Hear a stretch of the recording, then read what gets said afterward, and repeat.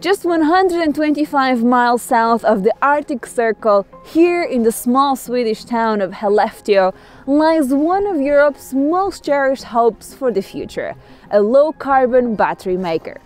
But where is it going to make its next big investment? The US or Europe?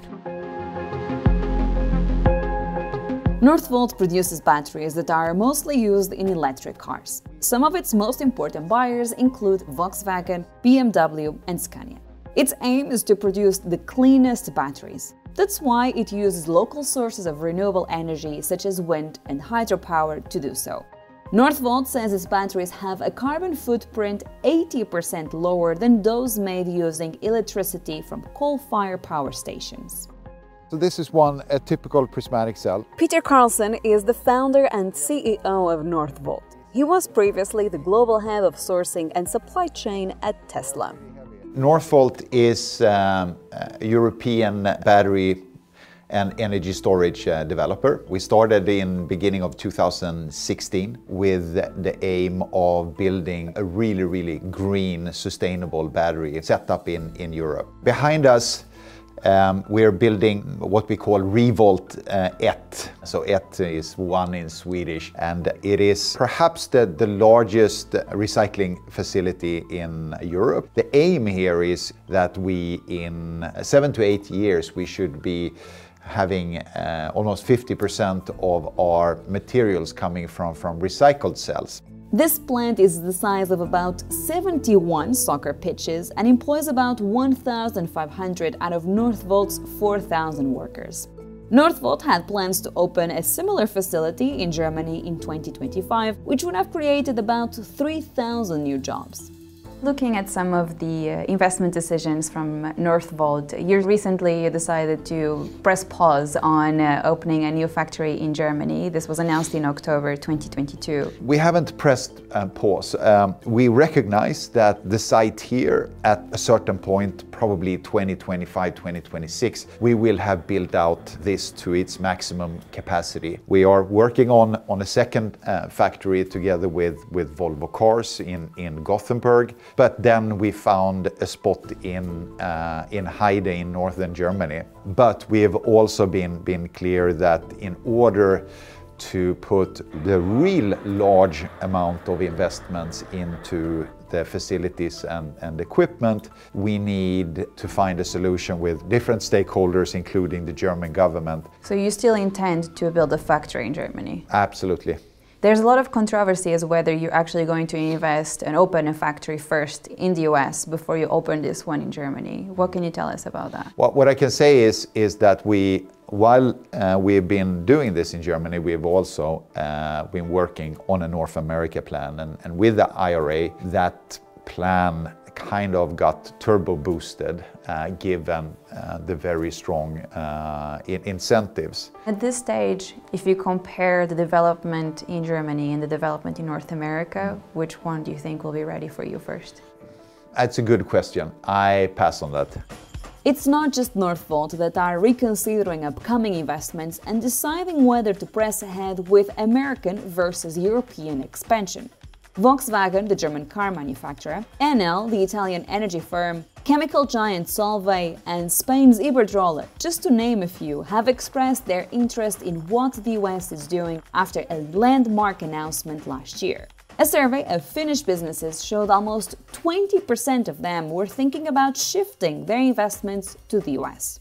All of these investment decisions were shaken up by President Joe Biden, who last year unveiled the US Inflation Reduction Act, often shortened to IRA, and promised more than $300 billion in climate and energy policies.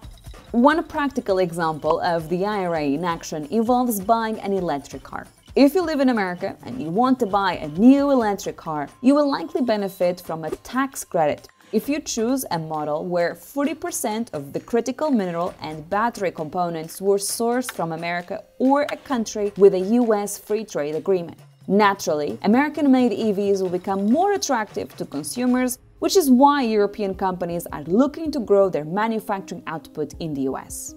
While European officials are happy that the US is working towards a more sustainable economy, they worry that the IRA discriminates against European businesses.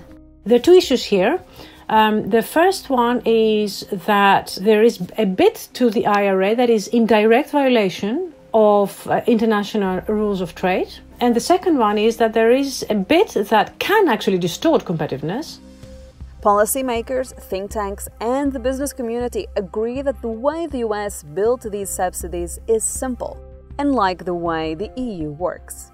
The IRA is constructed in a way that is, first of all, very simple. By contrast, the European Union machinery is a lot more complex. Will firms in the European Union or anywhere else postpone investments that they wanted to make in the European Union and actually profit from the direct and very simple and immediate benefit that the IRA actually promises? Some European officials argue they have allocated more funding to sustainable projects than the United States. In total, the European Commission has said there's more than 600 billion euros available for the green transition. It's not just about the pull factors, it's also about the push factors. For starters, businesses in Europe complain there's too much regulation and that getting funded is a lengthy process. Sometimes simple is beautiful. And the US plan, you might argue about it, but it's pretty simple, it's pretty easy to understand, and it works. But the announcement stateside has left the EU to reevaluate its actions.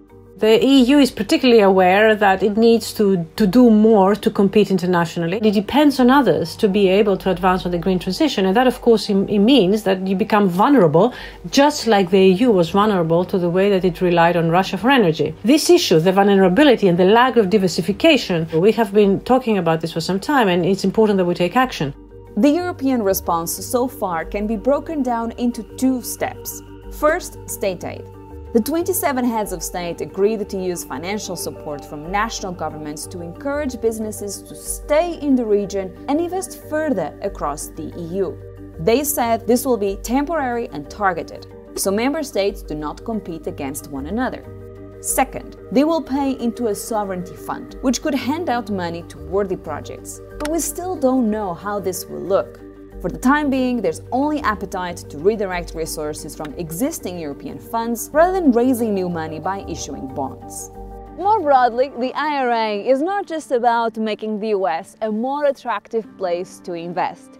It's also about gaining an edge over China. Does this go beyond trade? Is this actually a geopolitical issue? The IRA is definitely a geopolitical tool, a geoeconomic tool. The third part of the IRA, which refers to how it deals with China, is very much an attempt to antagonize it again. Very little that comes out of the US these days doesn't have a China dimension in it, and the IRA is no exception in this respect. It remains to be seen how these trade tensions will evolve.